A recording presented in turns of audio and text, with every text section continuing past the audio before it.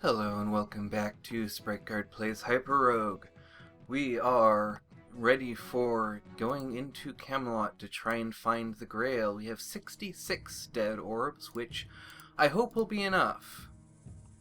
It's going to be pretty challenging. Basically, we need to figure out lines that are as perpendicular as possible to each other, and we need to basically trace them out. And so I hope this doesn't make too much noise.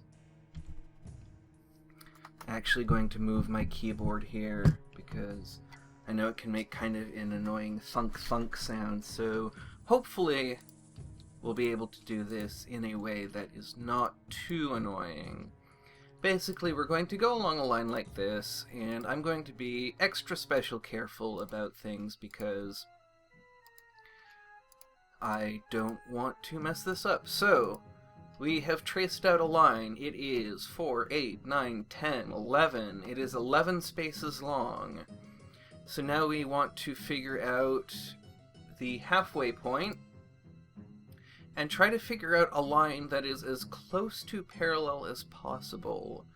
And I have had a devil of a time trying to figure out if these lines like this are actually perpendicular, but or are straight at all, as insofar as any line is straight in this game. But I had a certain amount of success. This is the kind of path that I used the time that I actually accomplished this. So we want to extend this out in both directions, and we want to figure out where the middle is. So 2, 4, 6. Let's see. 2, 4, 6, 8, 10, 12. Gotta keep an eye on which one. 14, 16, 17. So half of 17 is 8.5. So we want to find, let's see, 2, 4, 6, 8. And a half would be here-ish. So let's try this line here. Trace this one out, and one way that we will know that we are heading in the right direction is that the lines will gradually get longer until eventually the Grail comes into view. So now we want to trace this one out, and this one does seem significantly longer, so hopefully it will be, though that was quite short. Okay, so 4, 5, 6, 7, 8, 9, 10, 11, 12, 13, 14, 15, 16, 17, 18, 19, 20, 21. So we're headed in the right direction. So we want to find, let's see, 4, 5, 6, 7, 8, 9, 10. 10.5. So I'm thinking here-ish. And probably we want this. This is what looks closest to the perpendicular. And again, I'm not completely confident that that's a straight line, but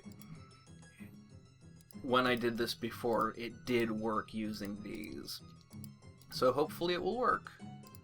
And we will have a bit of combat along the way. And these pikesmen are a bit annoying to deal with. So the reason that I am kind of not very confident that these are actually straight lines is because there's actually 2 lines of hexagons like this that are equidistant. And so they would both have to be, or one of them at least would have to be curved. And because of the regularity of the grid, that's not really something that seems likely unless they were both curved. 2, 4, 6, 8, 10. Let's see. I should be more systematic about this. So up to me is 2, 4, 6, 8, and I'm on 9, 10, 12, 13, 14, 15, 16, 17, 18, 19, 20, 21, 22, 23, 24, 25, 26, 27, 28, 29, 30, 31. So we won about 15 and a half this time. So 2, 4, 5, 6, 7, 8, 9, 10, 11, 12, 13, 14, 15. And I think we will put it here. Let's see. I'm not sure which is more perpendicular, but I believe this line here is the one that we want. And we will have to deal with that.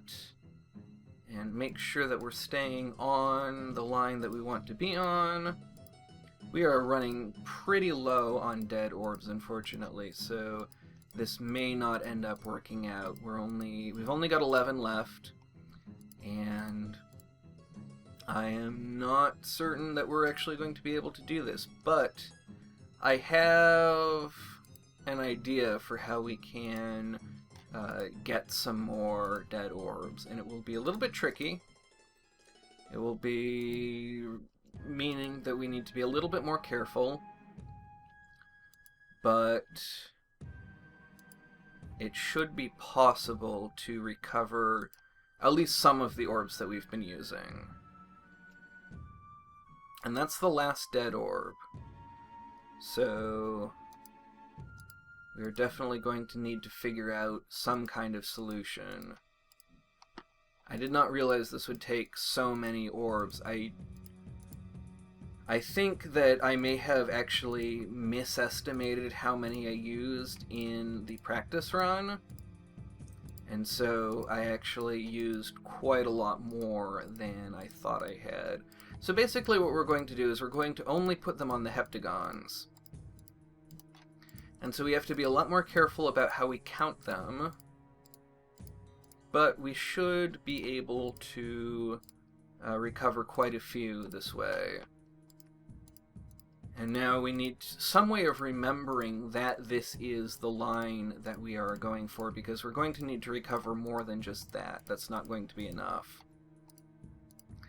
And so, let's see, when we get to this crossing point, I'm going to kind of put 4 like this.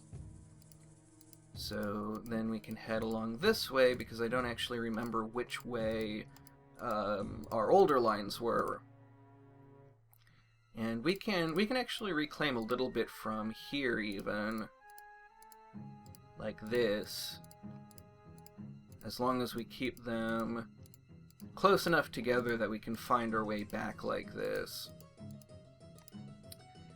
So then we can cut that out and start cutting these like this, and then we just need to have some way of confidently getting back to this kind of fairly complicated intersection here. And I think that that is not going to be too hard, it looks like. So this is the direction we want to be going in. We want to remember that kind of northeast from here is where we want to go. So I'm going to actually put one there and pick up that one. And that should give us a little bit of a hint. And we can pick up a couple from there. And then we can actually pick up all 3 of those, because we don't actually need to measure these lines anymore. We just need to be able to find our way back along them. And then there is our little star. So yes, this should be the heptagon line that we are trying to measure this time. So let us count. 1, 2, 3, 4. So these have 2 in between them, and then 2 at the ends, and then 1 in between them. So 4, 5, and then this will be so to this gap over here will be another 5, so 10, and then 11, 12, 13, 14, 15, 16, 17, 18, 19, 20, 21, 22, 23, 24, 25, 26, 27, 28, 29, 30, 31, 32, 33, 34, 35, 36, 37, 38, 39, and then do some more combat, 40, 41. So we are actually getting very close. And we just need to fight off that pikesman. So now we want to find 20. 1, 2, 3, 4, 5, 6, 7, 8, 9, 10, 11, 12, 13, 14,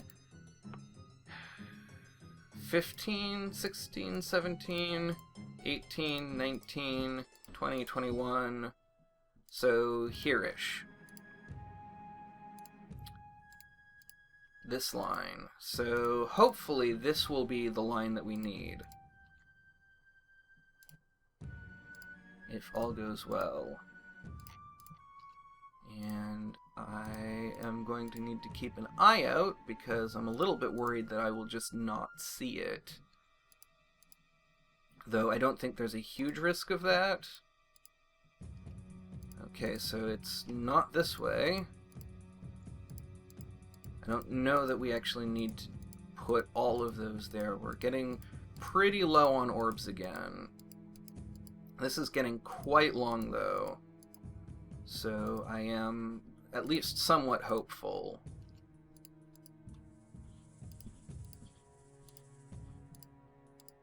That combat is kind of...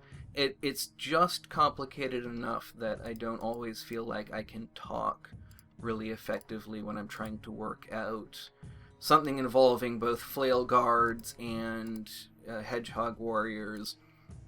And then if you get pikemen into it as well, it gets pretty challenging.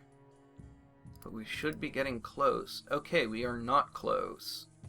That's really unfortunate. I'm a little bit worried about how I'm going to do this with the number of orbs that I have. So 1, 2, 3, 4, 5, 6, 7, 8, 9, 10, 11, 12, 13, 14, 15, 16, 17, 18, 19, 20, 21, 22, 23, 24, 25, 26, 27, 28, 29, 30, 31, 32, 33, 34, 35, 36, 37, 38, 39, 40, 41, 42. That doesn't actually sound like much of an improvement. So what are we going to do now? I guess we can pick these up and head back to the center. 1, 2, 3, 4, 5, 6, 7, 8, 9, 10, 11, 12, 13, 14, 15, 16, 17, 18, 19, 20. That's very troubling. Because, okay, now I've had this happen before, 21. So we were very close to the line we wanted to be on. But now I need to figure out... Oh, I see it! I see it! There it is! We did it! New achievement, Sir Galahad. Find the Holy Grail. Okay, so we have managed to complete a Grail quest. That was pretty challenging, and I believe there was quite a lot of counting. I don't know how interesting this this portion of the episode was for you, but we managed to do it, and I had a lot of fun, and that is kind of a needed success on a very unsuccessful weekend, and kind of coming out of a very unsuccessful week. So now we can... we picked up an Orb of Trickery. I thought that was just one of the dead orbs that we'd left behind. And then the knight congratulates you on your success. I enjoy watching the HyperRogue battles. So yeah, we now have a cape, and we are now able to pick up the Orb of Trickery, and what that will let us do, basically, is place these illusions that enemies will target instead of us, but as soon as the enemies attack them, they disappear. And we're picking up, it looks like, more dead orbs around the outside, which means that we probably came out a different door than we went in, which is not surprising. We spent a lot of time in there. So now, what are we going to do? Well, my thought is that since we now have the Orb of Trickery available to us, we could go into the Land of Power and attempt to get Power Stones and then look toward getting a Hyperstone victory. But that is going to be a very long quest, and so I'm not sure exactly how I want to do that. My thought is that I may want to just try out the save system that this game has, since I basically have never tried it. I've never tried saving a game, I've never tried putting it aside, so it's a little bit of a risk. I could just lose all of my progress right now. It could be that when I close this game, I will just not be able to get it back. So here's an Orb of Safety. We step onto it, and we have a 7 here, and we have a star around us. And so if I press escape, let's see, collect at least 10 treasures in each of 9 types to access Hell, 3,683 turns. Press Enter or F10 to save. Alright. Enter. Ah, that has closed the game. Well then, thank you very much for watching, and have a great rest of your day.